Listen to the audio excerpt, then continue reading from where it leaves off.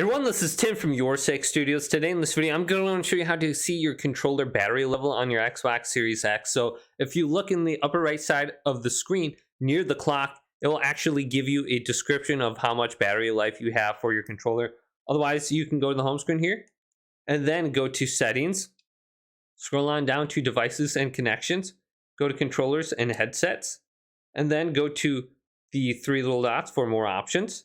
And it'll say battery level. Mine is currently medium in the center of the screen, so you can easily see that right there. Otherwise, you can press the Xbox button and it'll appear near the clock and microphone once again in the upper right side of the screen.